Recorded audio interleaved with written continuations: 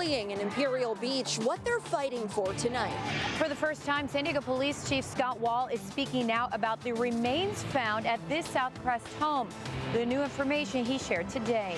The San Diego County Air Pollution Control District is handing out free air purifiers in Imperial Beach today. More if residents think it's a quick fix to a larger issue. California is about to implement a tougher ban on plastic bags. We break down what you need to know before it takes effect. Daycare for seniors with a twist as I visit Always Sunny. CBS 8 News live at 6 starts right now. Teachers are rallying tonight ahead of the South Bay Union School District's meeting, hoping to put pressure on the district into agreeing to a new contract. Good evening and thank you for joining us. I'm Carlo Cicchetto. I'm Stephanie Simmons in for Marcelo tonight.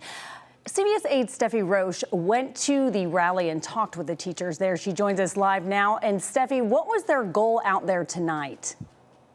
Right. Well, the teachers rallying, they were trying to show the district that they are prepared to strike if the district does not agree to a new contract. Now, the Southwest Teachers Association, they've been negotiating since May of 2024, calling on SBUSD to prioritize students and educators. The Teachers Association says the district won't reduce special education class sizes, and they argue smaller class sizes are needed to keep students safe and meet their needs. They also argue the district will not raise wages to meet the higher cost of living and help fill critical special education staffing vacancies.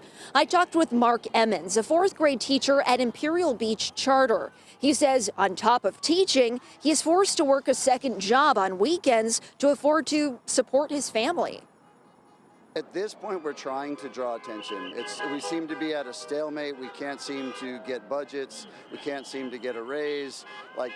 My understanding is we weren't able to finalize last year's contract.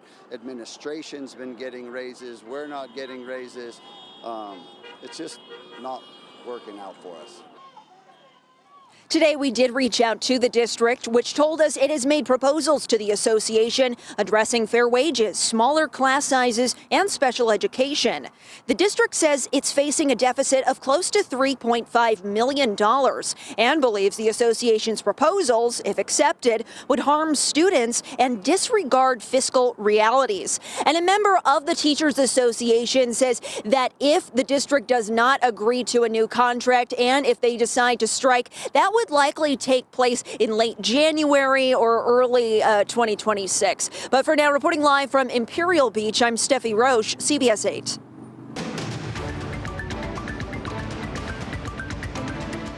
New information tonight about the ongoing investigation into human remains found at a home in South Crest.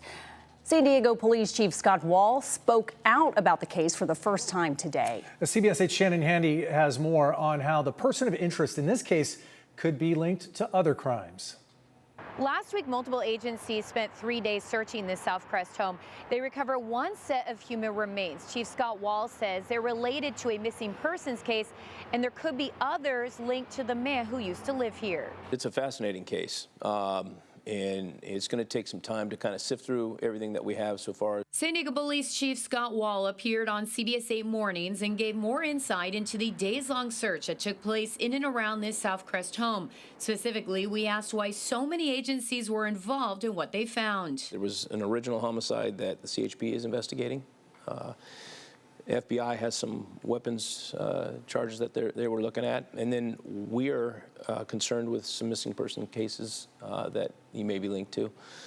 In particular, when he was living at that address, we had information that led us to believe that there might be human remains there. That's why we were all there, kind of taking a look at everything that would be possibly buried or hidden in that yard. Excuse me, sir. Our cameras captured the extensive search. We reported on it for days, but law enforcement hasn't publicly spoken out until now. They did confirm the remains of one person were found. 74-year-old Dwight William Roan, who previously lived at the property, is a person of interest. Roan is currently in custody on homicide charges in connection with a separate case involving a 2023 murder. He's accused of shooting a 54-year-old man before setting him on fire. He's due in court for that case later this week. Authorities have not said if that homicide is connected to the search of his former property. Here's what Chief Wall said when asked why it was searched in the first place. It's good police work. Okay. Reading through, sifting through some cold case reports, some witness statements, and realizing that there was a witness that saw this individual in the yard digging. We were able to go back and clarify that and get a warrant and search through that yard to find the remains that we found. Chief Wall said he's confident they've collected all the evidence they need and hopes to offer more clarity on the ongoing investigation soon. As for who the person is they found, a spokesperson with the medical examiner's office says they expect identification will take a while, given they had to use a forensic archaeologist, suggesting the remains are skeletal, which take more time. Shanna Handy, CBS 8. County supervisors are getting ready to vote on a resolution opposing the Trump administration's plan to reopen leases for offshore drilling off the coast of Southern California. Today, the public joined local officials in voicing their concerns. The Trump administration claims the move will boost U.S. energy independence and also secure jobs, but San Diegans say they're concerned about the potential health risks and the impact on the economy. The resolution will go before the board tomorrow, and it sounds like there are enough votes for it to pass. The San Diego County Air Pollution Control District is handing out hundreds of air purifiers to people who live in the South Bay. This all comes as the people who live in the area continue to endure the terrible smell from cross-border sewage flows. CBS 8's Alex Cheney joins us live from the event with more on how residents are responding to this. Alex. Yeah, that's right. That distribution event is actually still happening right now. As you take a look here, what's happening is these cars are registering, they're checking in, and they're driving down and coming around. And then that is when the air purifier and filters are being loaded into the car. And actually, you can see Supervisor Paloma Aguirre doing it herself right now. Their plan is to pass out about 200 of those air purifiers today. The residents that I spoke to say that this is a short-term solution for what is a much bigger issue. Whether it was the trunk or passenger seat, ride shotgun with you. Residents affected by the Tijuana River pollution got their new air purifiers loaded up. It does help out for the kids, you know. I have kids at home, so, you know, at least so we can have the air clean. Have a great day. Others think the air purifiers aren't enough. I'm just getting it to get it. It's not gonna, but I have 1,800 square foot home, and where am I gonna put it?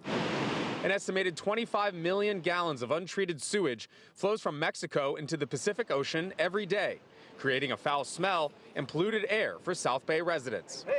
County Supervisor and former Imperial Beach Mayor Paloma Aguirre expects federal money to improve the International Wastewater Treatment Plant and says the air purifiers will help residents in the meantime. Bye. Thank you. These filters are not the solution, but if it were your mom or your grandma living in this affected area, you sure as heck would want her to have an air filter while we figure everything else out. Born and raised San Diego County. Baron Partlow, the founder of Stop the Poop, wants Imperial Beach to be tougher on Mexico instead of air purifiers. It's not enough. Where's all the tough sanctions on the source, Mexico? Where's all the pressure to get Mexico to stop the poop? Now, if you still need an air purifier, you can go to the San Diego County Air Pollution Control District's website, and you can apply for one. Also, Supervisor Aguirre is pushing for not just one air filter, but 4 air filters to be in every home. She's trying to get the funding for that, and that is going to be on the next docket for the Air Pollution Control District's meeting on December 11th. I'm Alex Cheney. Back over to you. Alex, thank you. Well, if you shop at stores like Walmart, you may have noticed they no longer have plastic bags, only brown paper bags. Yeah, that's because a new state law is banning all plastic bags. That includes the reusable kind. CBS 8 State Matters political reporter Jenny Huss shares what you need to know before that law takes effect. When you're at a grocery store, you may bring your own bag or pay 10 cents for a reusable plastic bag like this one. Starting next year, even these will be banned. Plastic's easier to carry, but these bags are pretty sturdy. Well, I have more bags than you guys have, I think, anywhere. Just recycling. They're like backup for you? Yeah, okay. Yeah, if I forget them. Come January 1st, 2026, grocery stores, pharmacies, liquor stores, and convenience stores won't be able to distribute plastic bags. Stores will still offer paper bags for 10 cents, though those under food assistance programs will be exempt. And by 2028, these bags must be made from at least 50% recycled materials. I don't necessarily think that those types of bags are as sturdy, so I think it's just going to be more of a pain. So I pretty much just bring my own bags to do my shopping. As long as they're thick enough. You get the cheap ones, and as soon as you get halfway out of the store, they rip. These changes are a result of Democratic State Senator Catherine Blakespear Senate Bill 1053, which was signed into law in 2024. The plastic bags at grocery stores are just not necessary. But those single-use plastic bags, they are single-use. I mean, that's how we use them. Blakespear says the initial state ban on single-use plastic bags, which Californians voted into law in 2016, left a loophole. The bag manufacturers got around that by distributing plastic bags that were double the thickness of plastic, and they were considered to be recyclable and reusable. But the reality is that in California, nowhere recycled them, and almost nobody was reusing them. California Attorney General Rob Bonta launched an investigation in 2022 into major plastic bag producers and reached a settlement in October, finding their bags did not meet the state's recyclability requirements. SB 1053 was opposed by Republican senators, one of whom say reducing plastic usage in California won't solve the greater problem. It was overkill. We are doing a great job of reducing greenhouse gas emissions and having absolutely no impact on greenhouse gases in the atmosphere. So we're going to inconvenience consumers with regard to how they can take groceries home. The new law will not impact these compostable plastic produce bags. Jenny Hutt, CBS 8. Be ready. A show of resilience in the wake of tragedy. Still ahead, we'll take you to a beloved tradition making an emotional return. Plus, we're sharing how you can avoid a sight like this while celebrating the holiday season. And a first for the San Diego Zoo Wildlife Alliance's Frozen Zoo, as the organization marks a major milestone. We were feeling the heat out there for today, so we had widespread 80s across the inland valleys. That's warmer than usual for this time of the year, but we're just getting started. We're going to bump those temperatures up just a little bit more by tomorrow. We'll take a look at your complete forecast after the break.